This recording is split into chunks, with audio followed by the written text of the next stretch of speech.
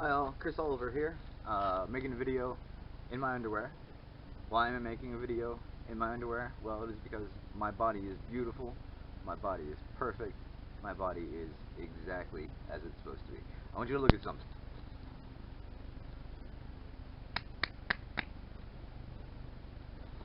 That is my belly.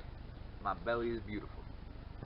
As you can see, I am far more Buddha than I am anything else. But I'm American, so that should be Bubba. It's close. Just switch a couple letters around.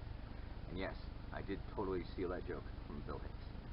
So yesterday I tried to start my big journey, and my housemate suggested a commuter college that was probably 30 minutes away from here, and I thought, great. The youth is where this message needs to go. They are wise enough to know something is fundamentally wrong with this world, but they are not jaded enough or they are not jaded enough by this world yet to have closed their minds to all these things. It went pretty well. Housemate dropped me off, and I walked off, and I started missing him real quick because he is so very much my teammate in all this. He's taken wonderful care of me in some of the worst time of my life, and I'm trying to repay the favor without sounding too preachy, which is a balance I'm still trying to find. That's something I'm still trying to work on. But he dropped me off, and I started walking into campus, and yeah, I didn't really have a destination, just going where my feet took me. And I saw a group of 3 guys talking to each other, so I walked up and introduced myself. And I asked if they knew of any coffee shops in the area, and they recommended Starbucks. Alright, that's a that's a demon clue right there. Anyone who's obsessed with Starbucks may just be a demon. I told them no, Starbucks wasn't what I was looking for. I want like local owned, independent. I want dirt and smoke. I want a place with soul. That was the word I used. I told them I wanted a place with some soul. And they told me that they were just about to have their Bible study group, right? So once you accept that there are no coincidences in God's plan, you really start to become more aware of when your path is being laid out in front of you. It's a strange balance between doing and not doing, but I don't want to get distracted from that. So I went to their Bible study group, and there was about 6 people there, and I introduced myself. I briefly told them a little bit of my crazy story. I'm still not sure how much of my crazy story I should tell to make my story sound more believable. I mean, it is absolutely true, but it's such an insane story by modern standards that it's a big sell. It's a hard sell. One of the things I did while I was there is I asked the question. I just simply said, asked for everyone who was completely human to raise their hand. So I said, if you are completely human, please raise your hand. And of the 6 people there, 2, maybe 3 raised their hand. 3 of them very much did not. 3 of them very much could not and did not raise their hand. And I didn't, I don't rush the question. I let the moment linger. And as soon as that happened, oh, bliss. It's wonderful when ideas become execution and you don't, just fall flat on your ass. It's nice when things work. Interestingly, the guys who invited me to the Bible study group were the same ones who couldn't raise their hand. So that's a clue. That's a clue. But I gave my little spiel, and then the guy who was running the Bible study asked if they could start. Note, he did not raise his hand. And I said sure, because I don't want to, I'm not there to confront, I'm not there to interrupt, I'm here to share a message and to learn. There was a quick little study, and it was pretty half-hearted as far as Bible study goes. I mean, I think I might have scared some demons, and that might have affected their performance a little bit. Maybe.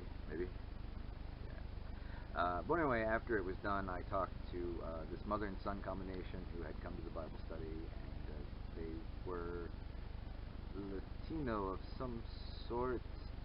Oh, she told me where she came. Oh, yeah, they're Mexican. Yeah, they're Mexican. She said they came from Mexico City.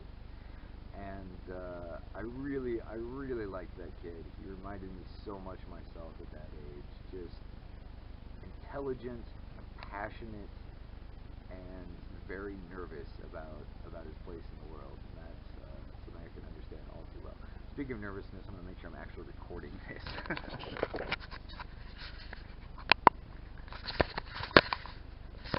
Okay, we seem to be good. No edits here. We are live. Well, no, I really like that kid, so I hung around and mostly just talked to him and his mother. And while I was talking to him and his mother, one of the guys who invited me, did not raise his hand, kept trying to interrupt with things about Alex Jones and Illuminati and all that nonsense. And you know, I was mostly trying to ignore him and talk to Lewis. I'm sorry, his name wasn't Lewis. I keep thinking his name was Lewis, so I'm just going to keep calling him Lewis for this video. I just keep trying to talk to that kid whose name I think was Lewis, maybe. Basically, he was trying to interrupt me, and that's one of their tricks. That's one of their roles. Anytime they hear truth coming out, they will try to interrupt you with noise. And sometimes you just have to point out what he's saying. And I didn't try to fight him because I wasn't there. Or I didn't try to argue with him because I wasn't there to talk to him. I was there to talk to people, the actual people. There seems to be far less of this than I think. I'm really not sure what the ratio is at this point. Anyway, that was at college in the desert. That's what that was called. I think it was in Palm Desert. Yeah, I think it's in Palm Desert. That's the name. I recorded some footage while I was there. I'm probably not going to use it. I'll probably put it all together and release it at some point, but it's not terribly exciting. I guess I could release some of it. Maybe I'll tack a clip or two on to the end of this video, just so you can see I was actually there. I'm not just some dude in his underwear sitting in a chair outside. I mean, I am just some dude sitting in his underwear in a chair outside, but I also did all the things that I said I've done. So I guess I'll show you a bit of that just so you can see if it's true. That's my story. That's day one of the journey. I started walking towards I-10, the major highway here in California, because I wanted to go east. And I started getting some horrible blisters on my feet. Oh, do you want to see my horrible blisters? Watch me cringe as I pull off my socks. Oh, yeah, that's a good one, isn't it? Yeah. Oh, here we go. Oh, another good blister, yeah. So, the short version of the story is I called my housemate and went, hey, I got terrible blisters, come pick me up. And he came and picked me up and brought me home, so I'm going to be hanging out here for a couple days while my feet heal. And, you know, it was a good day, but it was a bad plan. But the reason God gave us mistakes is so we could learn. That really is true, and I learned that, you know, faith is great. Faith is great. What I have, faith only begins to describe. But, you know, God gave us brains. God wants us to make a plan. God wants us to use the tools around us. God doesn't want us running off into the desert. It was a beautiful, beautiful day out in the desert. And someday I will tell the full story, but I cannot recommend that for you. That is your decision. It is your life. It is your path to enlightenment. I'm certainly not telling you to go do it. I think that's the end of my story. I'm back here. Going to be headed out in a couple days. Still going east. Still going to Dallas. If you're in the area, I'd love to meet you. I'd love to talk. Hey, hello, Chris Oliver here, standing next to this very Necronomicon looking piece of statue here. I am at, I think this is called the College of the Desert, Community of the Desert. It's kind of a small school. I think I've met the one man I'm supposed to meet here, a young man named Carlos. Met a few demons, like you do, because, you know, they're everywhere. And they're just becoming more easy to spot to me. I've been asking people, do you feel love in your heart for your fellow man? Which is a strange question to ask a stranger, but it kind of tells you where people are real quick. So just going to make this short, little snippets as I go. I'm on my journey. This is day one. I miss that old man I was living with. I really do. He was good to me. I will miss him, but I will see him again at the end of my journey. I love you, Don. Sitting next to a highway, eating some fruit I found. This is dinner.